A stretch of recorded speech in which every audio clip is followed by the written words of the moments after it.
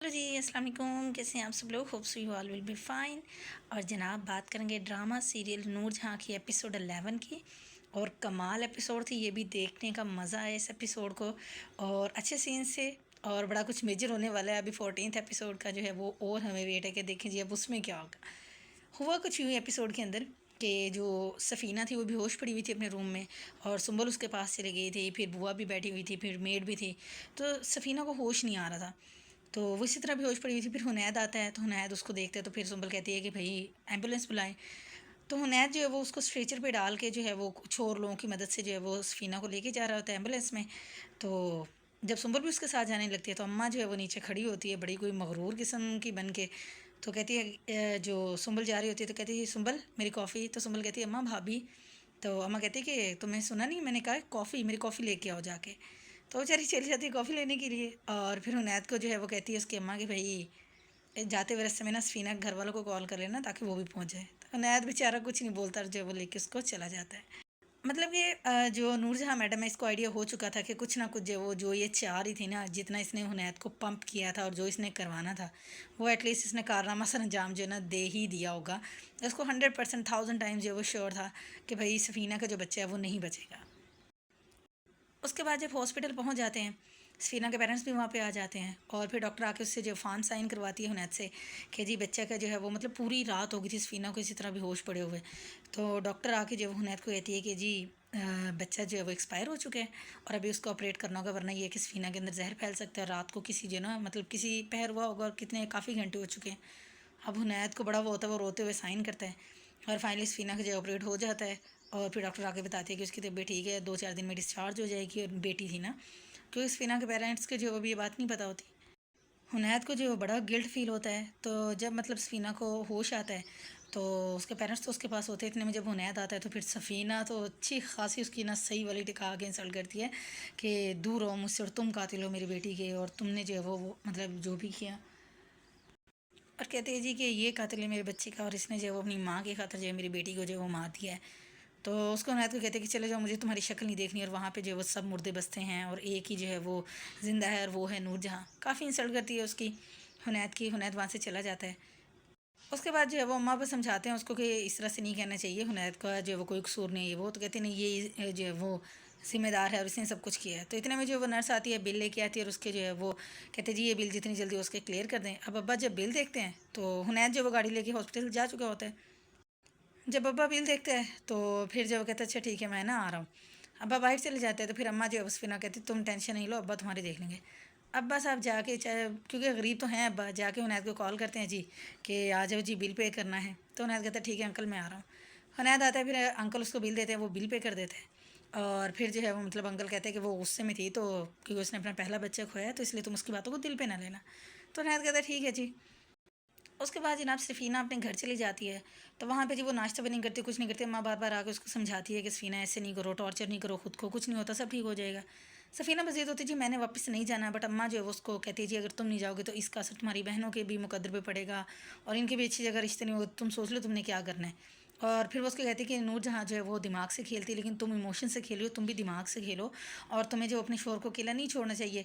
तो ये चीज़ तुम्हें जो है फ़ायदा देगी। तो सफ़ीना की अक्ल में जो वो सारी बातें आ जाती है। पहले वो जज्बाती थी, फिर ज़ाहिर बात है उसने बर्दाश्त ही करना, और उसके पास ऑप्शन भी क्या है। दूसरी तरफ उनैद जो है वो घर पे जाता है, और जाके जो वो अपनी अम्मा के पास जो है बैठ जाता है। अब अम्मा को पता होता है कि हाँ जी काम हो गया और सारा सब, तो अम्मा उससे ज़रा नहीं पूछती कि हाँ बेटा क्या हुआ क्या नहीं, क्योंकि अम्मा को तो सारा जो है पहले से आइडिया है। फिर उनैद जाके अम्मा के पास बैठ जाता है। फिर अम्मा उसको एक बादशाह की स्टोरी सुनाती है जी। एक बादशाह था, बड़ा ऊंचा लंबा कद, तो सोना भी बेहद। और बट ये था कि उसके जो दरवाजे थे महल के, वो जो है वो थोड़े छोटे थे। तो वो क्या करता था कि जब भी उसको गुजरना होता था, तो वो मतलब ना इस तरह सर झुका के गुजरता था, जो उसको पसंद नहीं था। वही चाहता था कि वो बिल्कुल ना खड़ा होके जाए, और उसको ना झुकना ना पड़े। तो ना वो क्या करता है कि वो अपने मिस्त्रियों को जो है वो ऑर्डर देता है कि भैया ये जो है ना दरवाजे ऊँचे कर दो। अभी हुक्म की तामील होनी थी कि जी इतने में दाई जो है वो अंदर से आती है और बताती है जी कि आपके घर बेटी हुई है। तो कहती है उस टाइम जो है बादशाह जब उनको दोबारा बुलाता है, मतलब मिस्र को, उनको कहता है कि दरवाजे जितने हैं ना इनसे और भी नीचे कर दो, क्योंकि अब जो है मेरे घर पे बेटी आ गई, तो मुझे झुक के जो है वो गुजरना पड़ेगा। तो फिर कहती है हुनैद जी जो बेटी होती है ना ये बड़ी कमज़ोरी होती है, और इसकी वजह से जो है वो तुम्हें सारी ज़िंदगी सर झुका के रहना पड़ता, लोगों की मतलब मुंह देखने पड़ते, और जो है वो उसको खूब मतलब कि उल्टी उल्टी जो बातें होती है वो उसको करती है। और ये हुआ कि बहुत अच्छा हुआ कि तुम्हारी जान छुट गई, और जो बेटे होते हैं तो वो फ़ख्र होते हैं और बंदा सर उठा के चलता है और जीता है। फिर उनैद कहता है अच्छा मैं अपने रूम में जाके बैठ रहा हूँ, तो बेचारा अपसेट होता है। फिर मुराद आता है उससे मिलने के लिए उसके रूम में। तो फिर वो उनैद कहता है कि मुझे ऐसा लगता है कि मतलब मैं ही उसका जुर्म वार और मेरे सीने पे बोझ सा आ गया और मुझे बड़ा बुरा फ़ील हो रहा है ये वो। उनैद उसका जो मुराद होता है वो कहता है कोई बात नहीं भाई, आप टेंशन नहीं ले, आप जो है वो रेस्ट करें।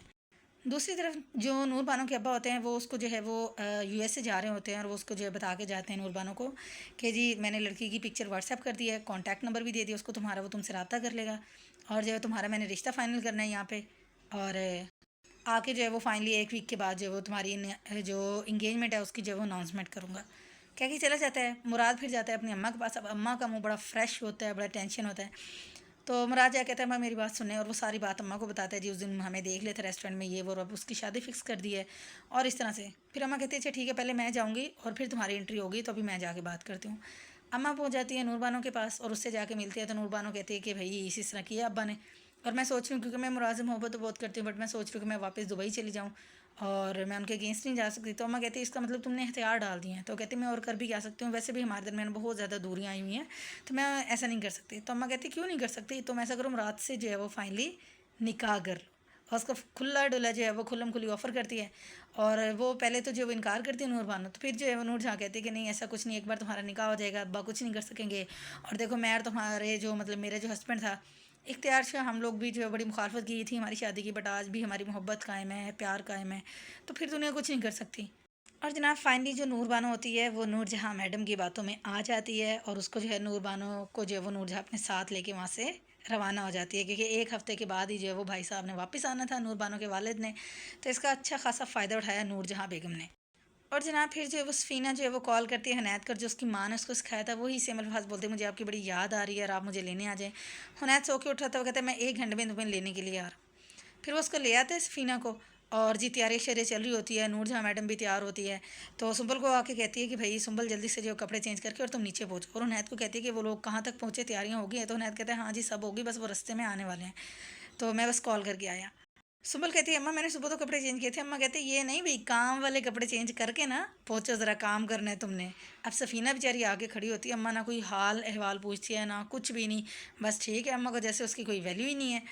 और बजाय इसके कि हाल पूछे कहती है कि मैं जो वो तुम में और सुंबल में काम जो वो डिवाइड कर दूँगी, बस तुम दोनों जो वो मिल के काम कर लेना घर का, और कह के जो वो चली जाती है। और फिर जो है वो सफ़ीना देख रही होती है, सुंबल भी देख रही होती है। फिर जो है वो जो सुंबल है वो सफ़ीना से गले मिलती है, और सफ़ीना जो है वो रो रही होती है, और यहीं पे एपिसोड जो है वो एंड हो जाती है। तो जनाब काफ़ी अच्छी जो है वो एपिसोड थी, आप लोगों ने जाके ज़रूर देखनी है। फिर जो भी आपके राय हो वो आपने मुझे बतानी है कमेंट के अंदर। और मज़ा आता है देख के एपिसोड में, मतलब नसीहत नहीं पकड़नी, और चाहे जो भी हो अपनी हरकतों से बाज नहीं आना नूरजहाँ मैडम ने।